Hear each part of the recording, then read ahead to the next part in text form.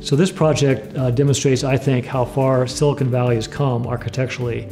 Not long ago, this project would have been tilt-up precast with a sea of asphalt parking around it. The campus itself is very, very consistent, and yet the individual buildings, while being made of repetitive pieces, are nuanced.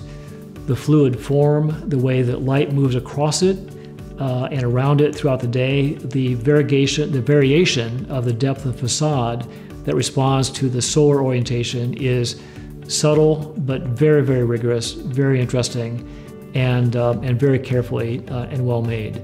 So it's a quality of architecture that is certainly welcome, a welcome transformation of this part of Silicon Valley, and is, I think, a model for the kind of architecture that can and should be, we should see more of in this environment. Thank you. It's really exciting to be back. I really want to share our appreciation to the San Mateo AIA chapter, to BioMed Realty Development, and to the community of Foster City. So the concept for the project was to create a campus that felt like these really tinsel, crystalline machines sitting in a park. We were blessed with an extraordinary site.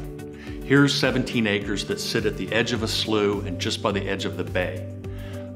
There was a development there before. That was all taken down, and then the site was repurposed and imagined as a place for life science.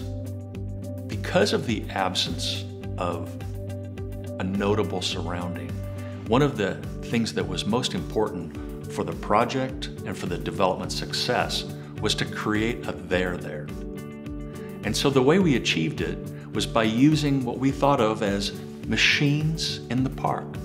So these tinsel silver buildings sit surrounding a large multi-acre open quadrangle, which has amenities around the edges and direct access to the waterfront, so one could go kayaking at your lunch break. The building's exterior facade was conceived through a real lens of sustainability. It does two key things. It expands and contracts its module as it moves around the building, and it tightens to the glazing and expands out to 18 inches from the glazing, depending upon its relationship to its solar responsiveness.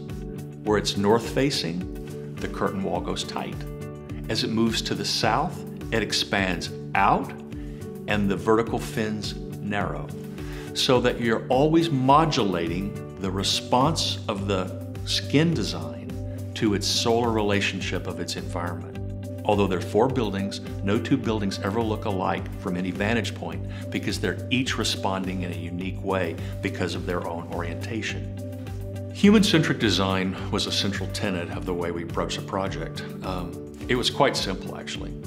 We used slender wing buildings so that you're never more than about 40 feet from a window in any occupied space. So daylight and view is always shared by everyone.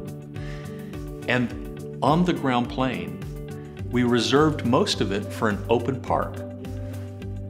Grass, areas of congregation, opportunities to play basketball, bocce, take your kayak at lunch out, to get on the slough, to go in the delta of Foster City. So it was really designed to be a place for both science, deep research, and simple human enjoyment of the environment. A lesson learned for me from this project is that every community needs to be spoken to in the way that they address themselves. The folks of Foster City have a very thoughtful, and they're quite proud of their community, as they should be. And so one of the things that always struck me is to understand who they were and how they needed to be communicated with, so that myself as an architect and our development team felt like we were welcome and an integral part of the community, not someone coming in from outside to do something that didn't feel right and appropriate for Foster City. So I'm fortunate to have a wonderful partner in a gentleman named Brian Yinchek. He leads our planning and landscape group in our practice in San Francisco.